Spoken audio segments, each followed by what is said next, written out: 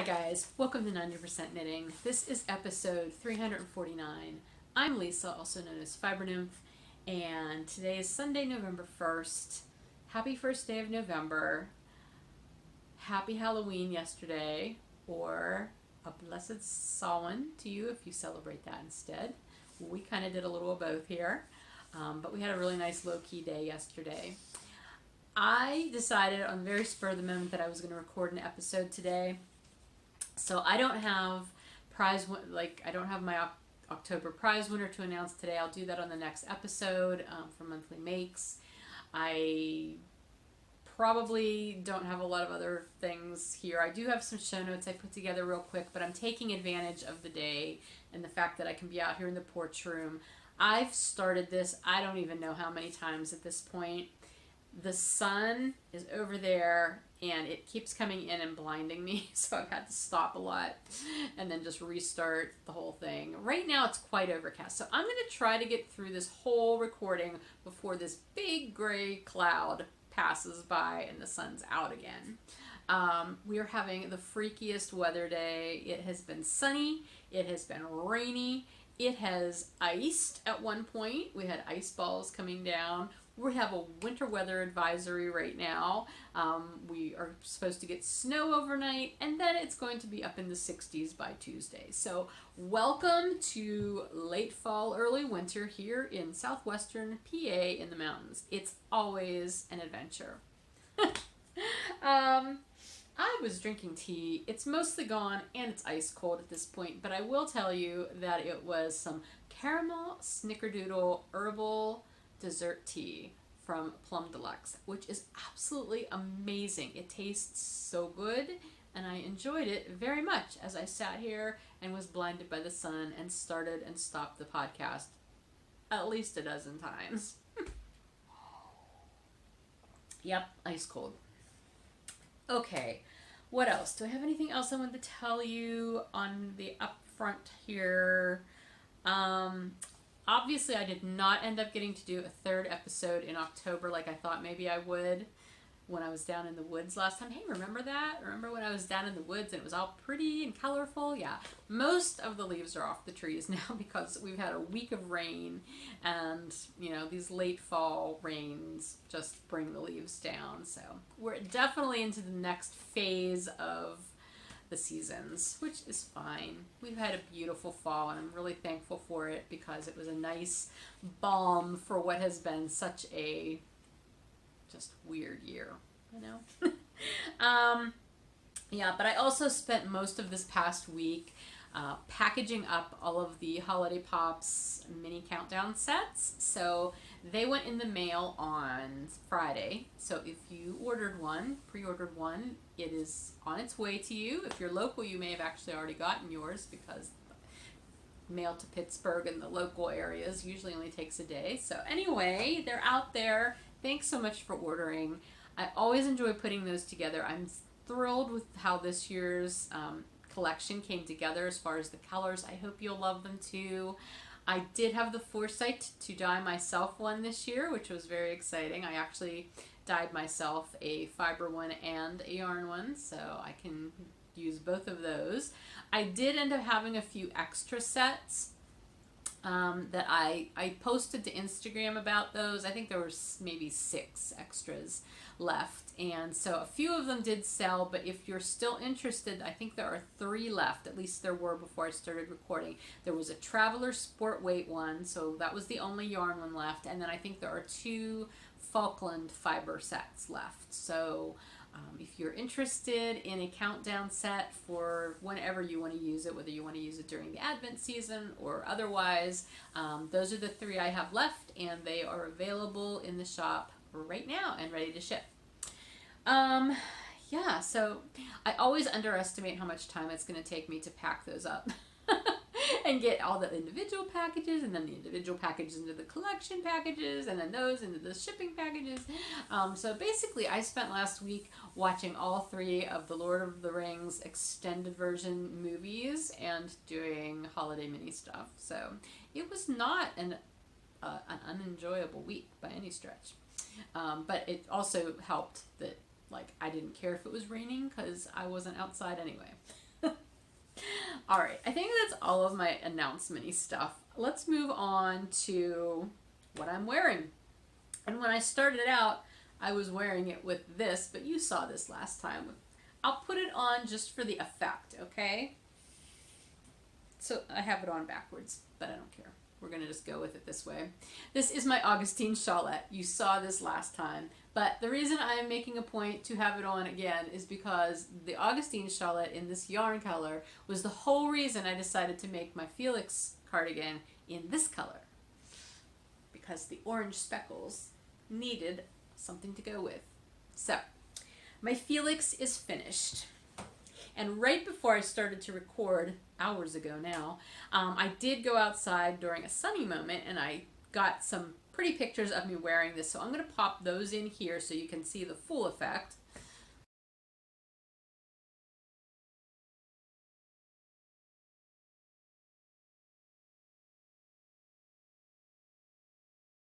Okay, and now let me talk to you about the sweater.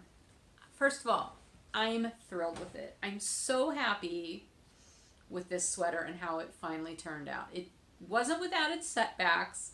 I'm not going to talk about the whole process of the body because I went into great detail about that last recording. So I'm going to pick up from there. But just to recap, I did end up knitting this so that the top part was a size smaller than the bottom, from the where you take the sleeve stitches off on down. The top is the 43.5 inch and then the bottom part is the 48 inch.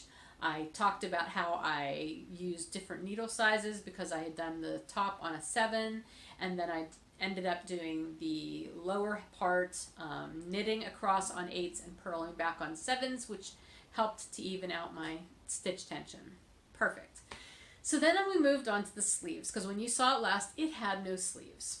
So this past week, well, actually last weekend, last Saturday, my husband and I were watching a movie. I know, I should have learned with Chernobyl about movie knitting, but no, we were watching Knives Out, which was much more lighthearted than Chernobyl. So I thought this should be okay to knit a sleeve. So I started the first sleeve. Now, I had to think about it because, again, the top part of the sweater was knit to a smaller size. So when I was thinking about how many stitches I was going to pick up in the underarm, I thought, well, I'll go with the stitches for the smaller size because I don't have exceptionally large upper arms, so I didn't feel like I needed a lot of extra space, and I thought that would be okay. And I also made the choice to knit the sleeves on US 7s because the top had been on US 7s, and I thought, well, I don't really want a visible tension difference between the fabric of the yoke and the fabric of the sleeve. So those were my choices. Started the sleeve.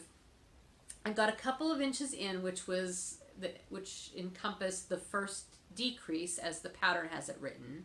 And I stopped and tried it on, and I realized it was feeling a little snug. So I thought, maybe I don't want to start the decreases already.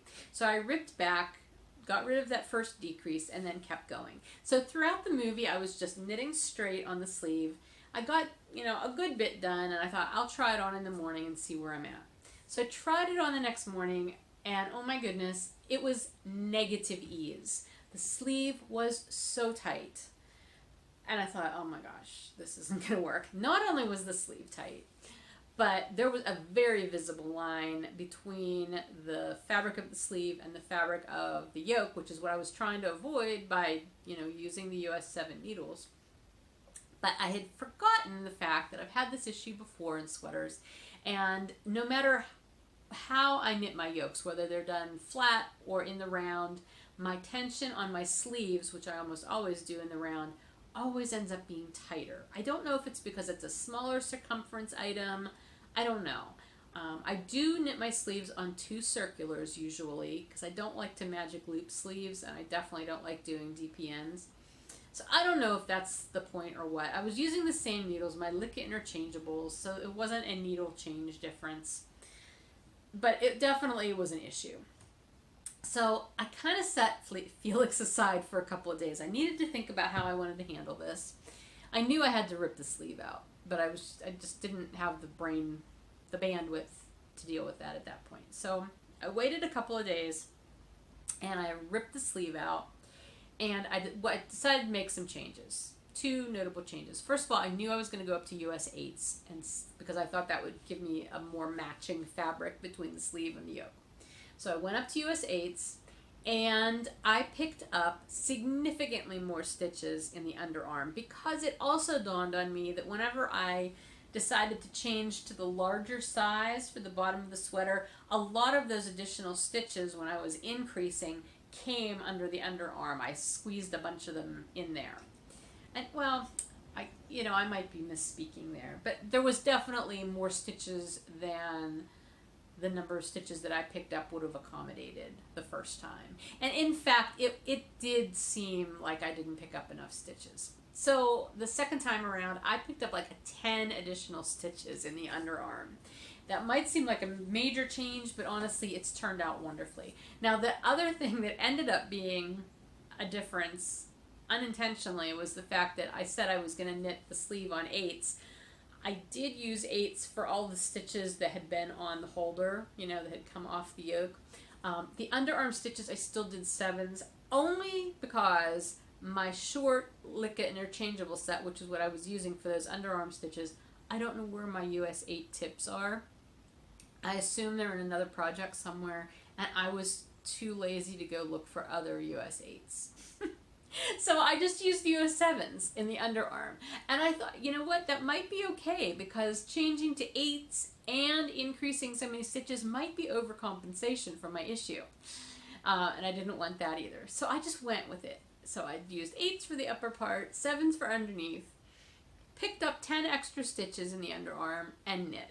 And I kept trying it on, and it was fine. And so I actually knit all the way down to right about, let me see, here. So a couple, like here's my elbow. So that much beyond my elbow, that's where I started doing decreases. I did a series of 6 decreases down the sleeve, one every 7th row round, and then I did the cuff. And I did go down to US 6s to do the cuff, and I did the cuff on Magic Loop. And it fits perfectly. I love this sleeve. It's just enough room in there that it's not overly roomy, but I could wear a long sleeve shirt if I wanted to. I have a t-shirt on now, so I just have, short sleeves, but I wouldn't have even been comfortable wearing the original sleeve with a t-shirt under it. It was so tight. So, and then I realized, as an added benefit to doing those underarm stitches on 7s, it did make an obvious tighter fabric, a denser fabric. And I thought, that's probably okay, because that underarm is what tends to rub against you and pill, and I'll bet you it'll cut down on the pilling. So anyway, I finished the knitting. I stayed up late on Friday night to finish the second sleeve, and I went downstairs and I soaked it and blocked it overnight so that yesterday morning I could get up, weave in all my ends, and sew on my buttons and be done. And that's what I did, and it was wonderful. It's perfect. It fits so well. If I have to complain about anything, and I have to say, the way I did the sleeves, I was completely off pattern at that point, and you already know that I went off pattern as far as how I did my button bands. I kind of reversed how I did the button bands versus the neckband and stuff like that. The pattern itself is fine. If you work it as knit, as written, it'll be fine. It's a good pattern. I just changed things up. So I have no complaints at all about the pattern, either my modifications or the pattern, the way it's written. Those are all fine. The only issue I had to have is with the yarn. And 98% I love the yarn. The yarn was fabulous to work with. This is Blacker Yarns. It was their Cornish Garden. It was their birthday yarn 2 years ago. It's it's called a sport weight. It had DK weight yardage, and it knit up kind of like a worsted. I think it's a semi-woolen yarn, if I remember how it was spun. But yeah, it's beautiful, and I love it. It's very comfortable. It's not non-superwash. It is non-superwash. It's not oh my gosh. Stop. I'm going to stop those words. It is not a superwash yarn, but it is very comfortable to wear on bare skin. I have no issues with that. And I was worried about the neck, remember, because it has a lot of short rows and it does come up a little bit higher, but I'm not noticing it at all at this point. It's not bothering me, so That's fine. No, the yarn issue I have is, and you may have noticed it in the pictures, but I'm going to stand up. Do you see that? Yeah, we've got lines. So this was one skein down to here. This is another skein, and then this is another skein. And if the sleeves were right next to each other, you would probably, well, you can kind of see it. This one's darker than this one because those were two different skeins too. This was actually knit with, was that? I don't know. Whatever. I used 5 skeins for the sweater. I did not alternate skeins. I made the conscious choice at the outset that I was not going to bother, because they really did look the same in the skein, and even when they were balled up, they looked the same. And you know that bites ya. I mean, it's not just me. So that issue is totally on me. Like, the fact that I've got these lines. Now, I will say that when I tried the sweater, the finished sweater on and showed it to my husband and my daughter both, and at separate times, neither one of them picked up on that. And it is very much more obvious on the camera and in pictures than I think it is in real life. Because when I just look at it sitting on the bed, or, yeah, I don't see it as much as I do when it's on the camera. But once I pointed it out to each of them, they said, "Oh yeah," well, and that's, like, I never would have noticed it. And my husband said, "Well, now that I see it, I can't unsee it, but it almost looks like you did it on purpose, like you wanted color blocks or something." And I'm like, "Sure, okay." So yeah, I am not put out by it at all. Like, it was my fault. Like, I could have alternated the skeins. I would have gotten micro striping that way. I'm not sure I would have liked that. But yeah, I don't care. It's fine. But I will say, when I soaked it before I blocked it, you know, I always expect to see a little bit of color tinging the water, especially on a large project. And most especially with non-superwash yarn. It's just a byproduct. It's the nature of the beast. So I always expect to see a little bit of color in the water. Well, when I took the sweater out of the water, it wasn't just tinged.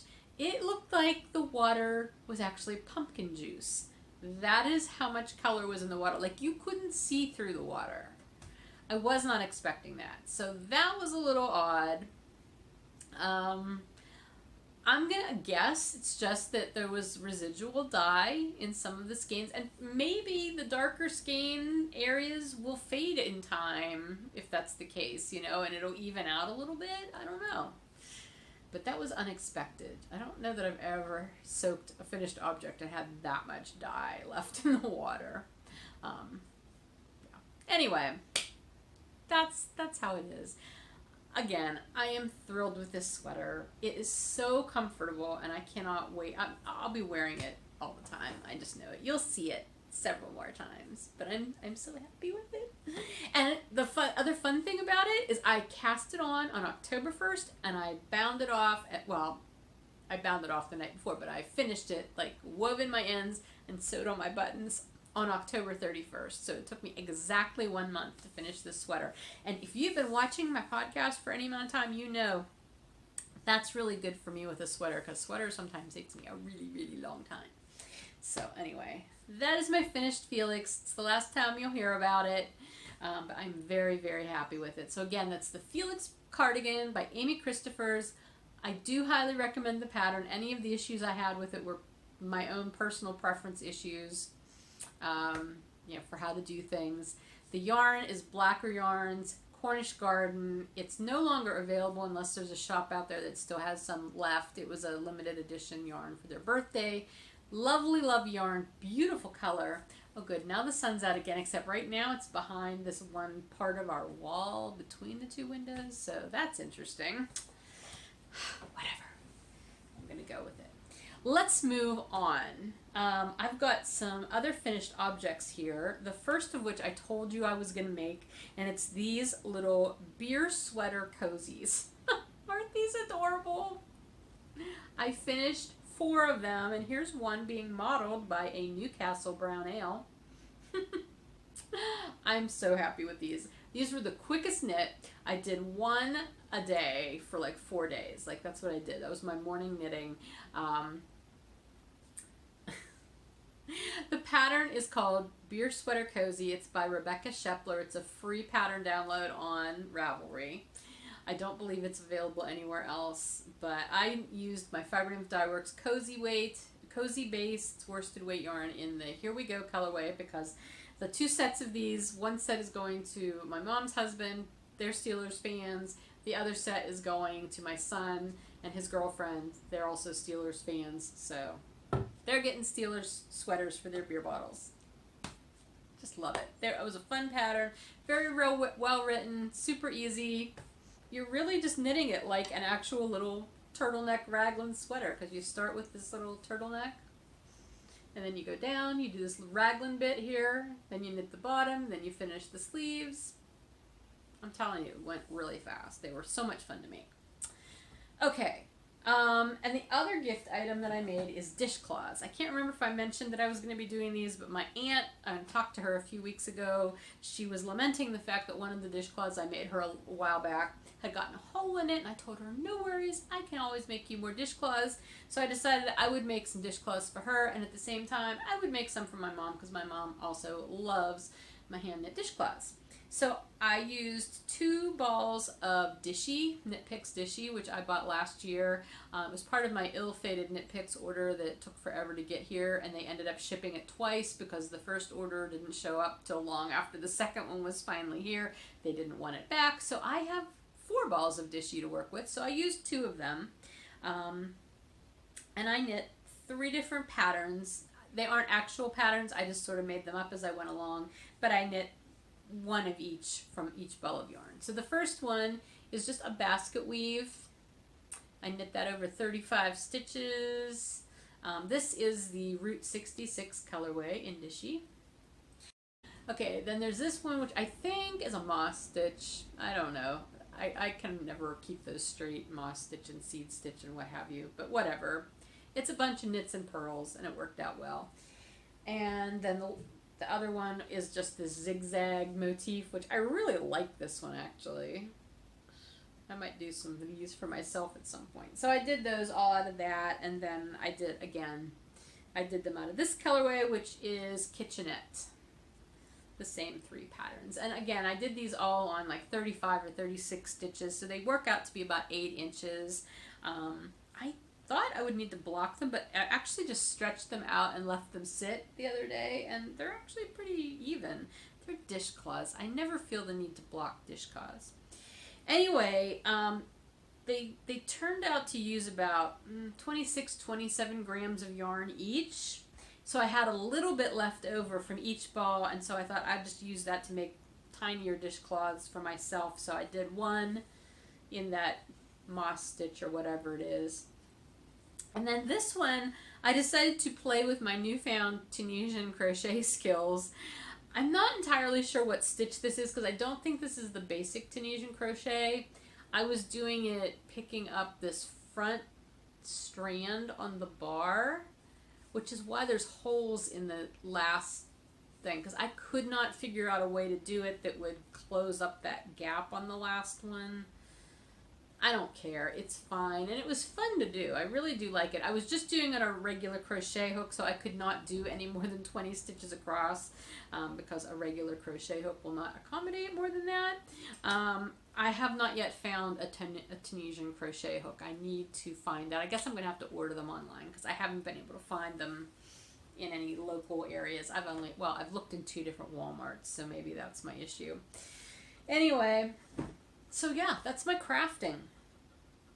I think that's pretty good, especially considering how much I worked in the last couple of weeks on those holiday mini sets. So, okay, so that's all the finished objects I have. The only in-progress thing I have, work in progress, is my shepherd's pie short-ish sock that I think I showed you when I first started it. I'm almost to the toe. This is just something that I sit and I work on like in the mornings whenever I don't have a beer sweater or a dishcloth to work on. So yeah, it's the first one. I really didn't bring it out here to show you that. I wanted to show you the cute little bag that it's in. That's what I really brought it out for. This is a little pouch. I can't remember what they're actually called, but it's from JD Studios 480. That is the maker on Etsy. And it's just this cute little, it's like a yarn bowl slash pouch, but it snaps at the top, so it helps keep everything in there. And it's exactly the size for like a single skein of yarn, which is perfect for this. And then you can open it and it just sits there open. And look at the cute little yarn balls. I love the fabric on the inside. And then the outside is, I want to say it's maybe a canvas or a twill or I don't know. I'm not really sure what that was.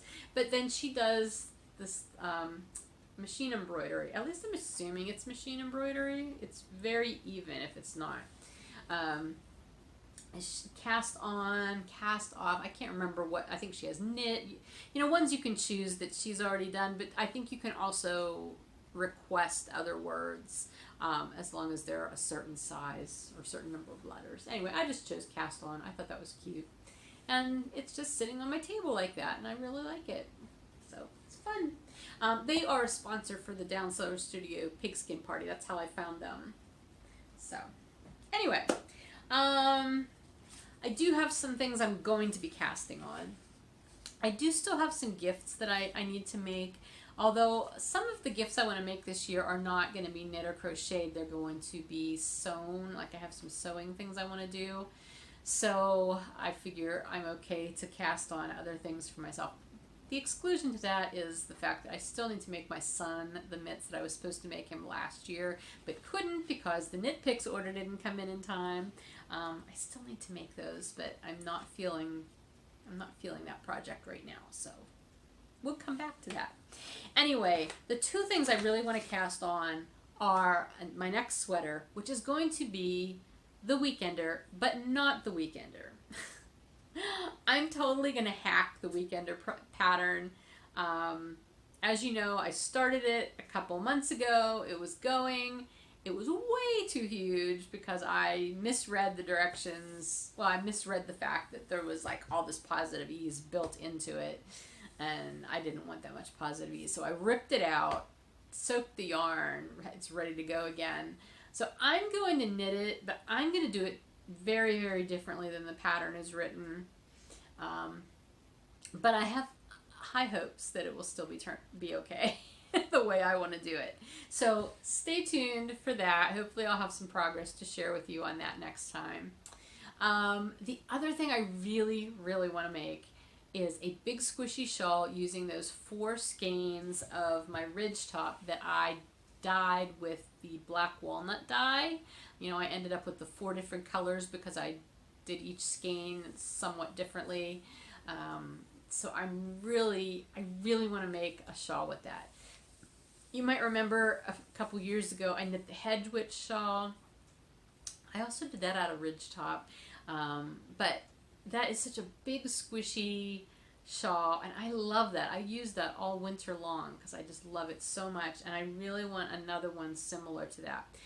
I had in my mind an idea of what I wanted because I want to incorporate all 4 of these different colors, and so I went on Ravelry and I was searching, you know, shawl patterns, and I came up with a few that had elements that I liked, but I didn't like the entire pattern. So I think what's going to end up happening is I'm going to sort of hack that as well and just make up my own pattern as I go along, incorporating the elements I like from these couple of shawl patterns that I saw. So stay tuned for that as well. I hopefully will have some progress to share with you on that next time as well. What else? Oh, I did start another project, but it's a weaving project. As soon as I finished sewing my buttons on this yesterday, I pretty much cleared the table and I got my little loom out, my 10-inch Ashford rigid head loom, and I warped it to do another houndstooth cowl, and I'm using 2 skeins of Malabrigo Rios. I will put a couple pictures in here because I did take pictures yesterday.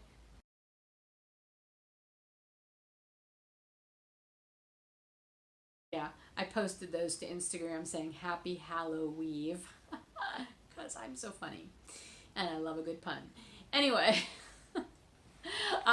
those are two colors of Malabrigo Rios that I've had for a few years now, and I put them on my 20 and 20 list this year with the intention of weaving something with them, and I just hadn't gotten around to it yet, so I had them balled up and I was ready to go with them, and so that is underway.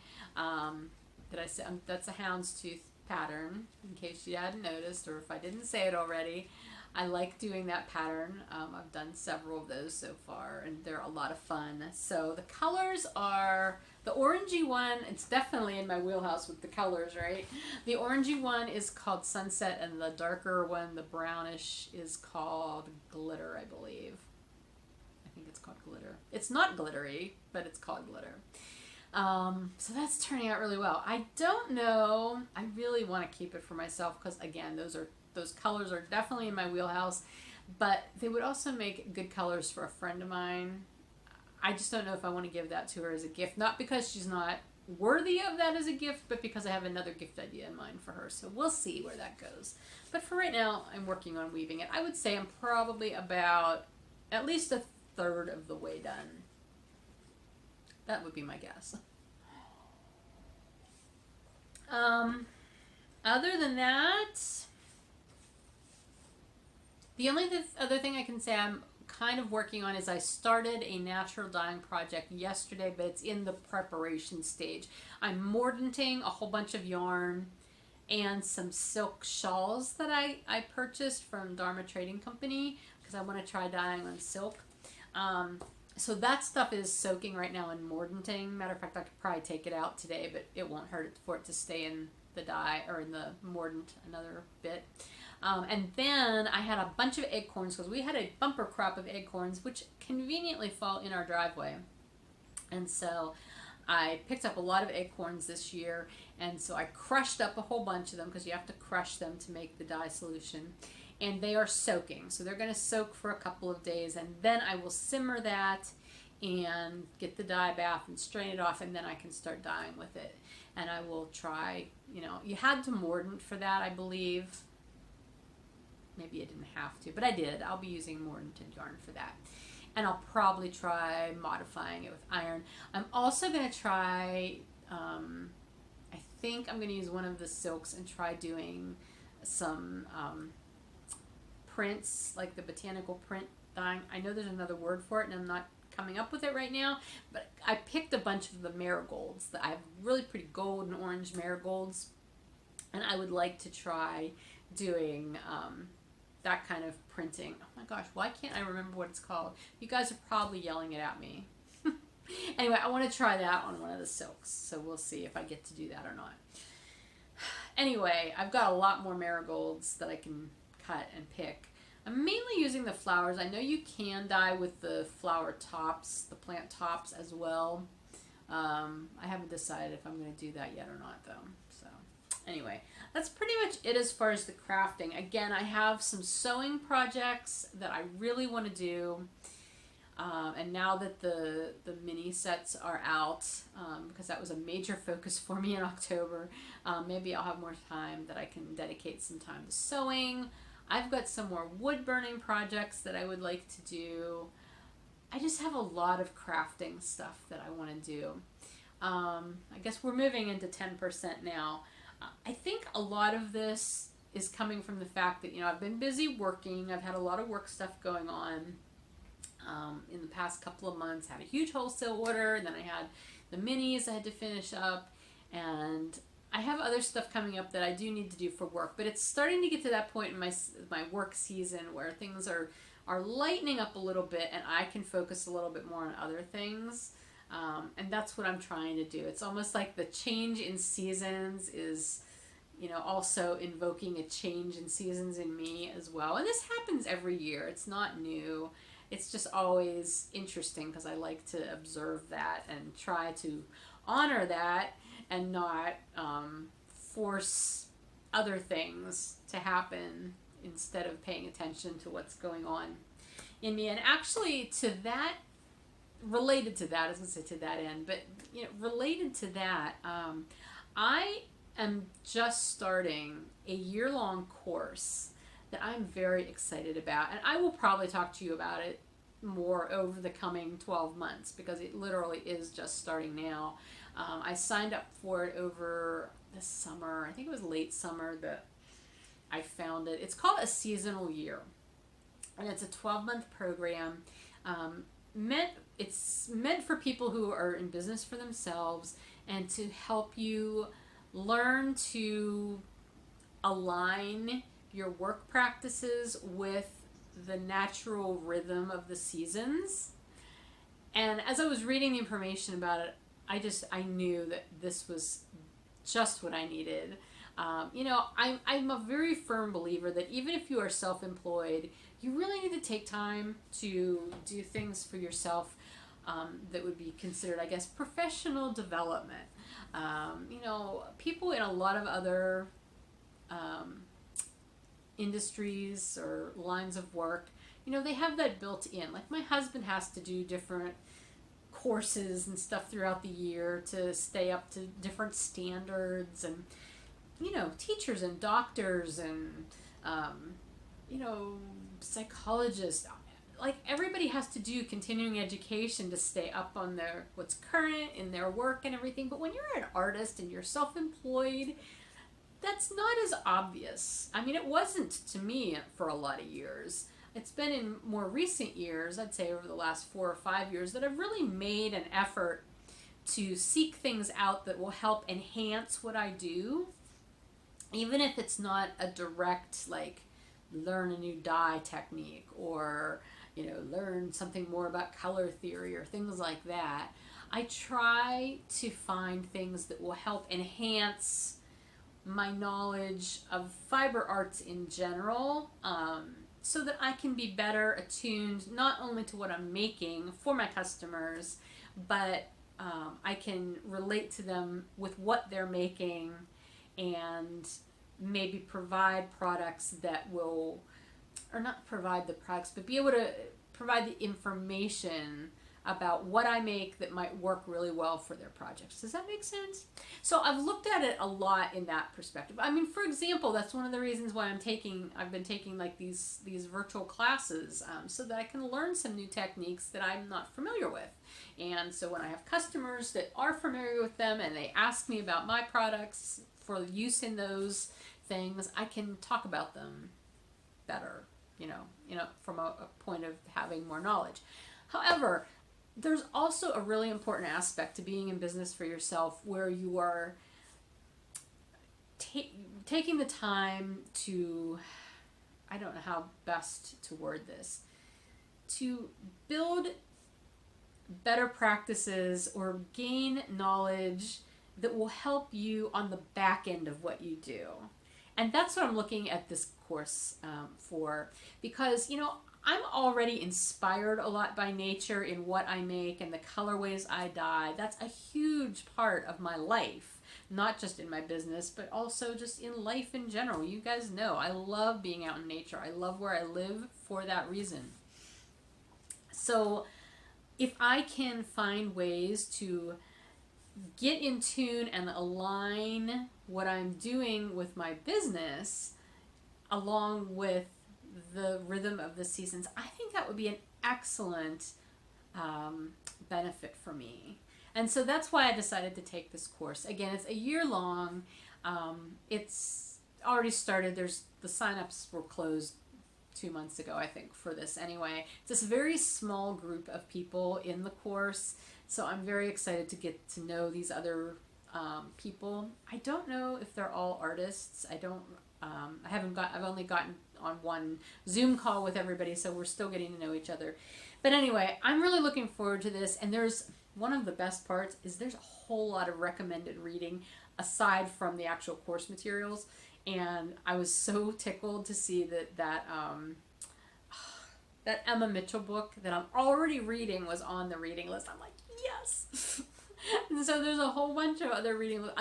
I love a reading list. It just takes me back to my school days. So I'm like, I have a good reason to actually sit and read these books that are just totally up my alley. So anyway, I'm looking forward to this. I will be sharing information with you about it as it comes up. But I guess all that to also say, you know, this tied in perfectly. It came at the right time because I've been thinking about and making plans to implement certain changes that you'll notice in my business over the coming months and years. Nothing, you know, major or startling, I don't think, but like, I've been doing this for almost 10 years, and you need to change things occasionally. You know, you can't keep doing the same thing you're always doing. And so I have other things I want to incorporate into my business, both, you know, on the front end that you'll see and you'll be able to benefit from, but also behind the scenes for me that will help me be better at what I do.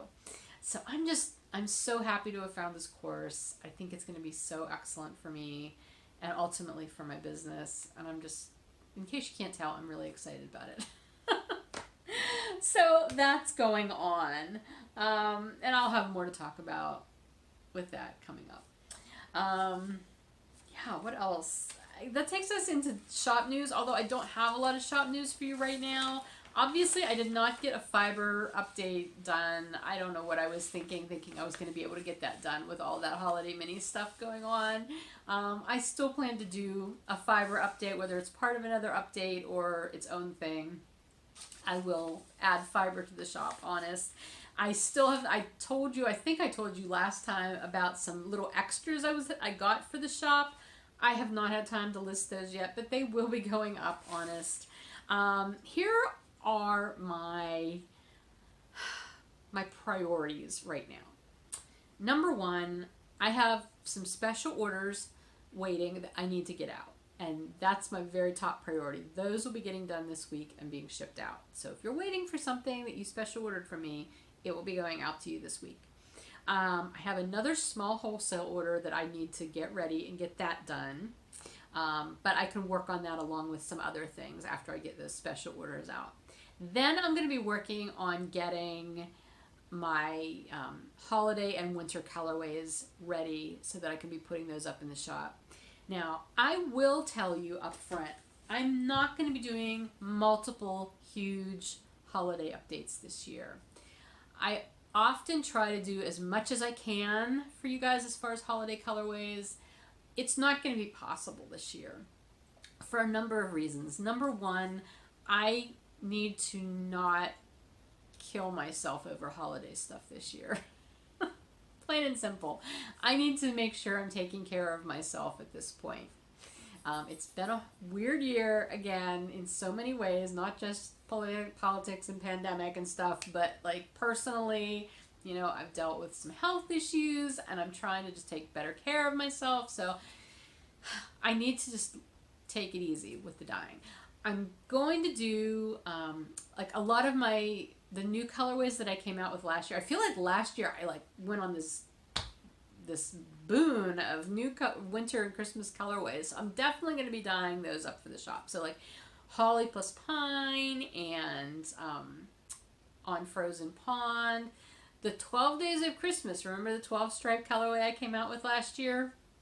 I will be dyeing more of that. Again, that one takes a lot of time, but I'll do as much of that as I can without literally killing myself. Well, not literally killing myself, but you know what I mean. Without stressing myself out over it. I want to do another shot at Christmas Pie. That was a colorway I tried doing a couple years ago. It did not turn out well. I had dye issues, so I'm going to redo that for this year. That may be my new Christmas colorway for 2020 is Christmas Pie Revisited. And aside from that, I'm still making my list of what I want to do for the holiday and winter colorways. Obviously, Christmassy colorways are kind of the top of my priority list right now just because Christmas will be coming, whereas winter will be a little longer. But you can be looking for those things coming up. I'm not going to promise a date for the first update yet, but I will let you know, again, through all social media venues, through the newsletter. Oh my gosh. that newsletter. I haven't gotten. I started a newsletter probably over a week ago, and it hasn't gotten out because I just haven't had time. So I'm so glad. I mean, the holiday mini sets are out now, and so I can breathe again, and I can get back to a regular routine. Anyway, I'm just trying to be upfront with you to let you know I have not abandoned my shop. I feel like I have, but I have not really. All of my remaining Halloween colorways, though, are marked down in case you're interested in grabbing some to have in your stash for next year. I don't think there's a lot left, but whatever is left, you can grab it at 20% off right now. No coupon needed. Anything else? Let me think. Yeah, I think that's about everything. I will, again, definitely let you know through social media channels when things are up in the shop, unless I might do like just a special little update episode or something. I don't know. I'll be in touch and I'll let you know. I have so many ideas. I just have to take the time to do them without bringing harm to myself in the process. I hope that makes sense. So anyway, and I have other projects in the works right now. That's the other thing. Like I have things going on that I can't tell you about yet, that I really want to, and hopefully by the next time I record, I can tell you. So hang in there. All right. I'm telling that to you as much as, or myself as much as to you.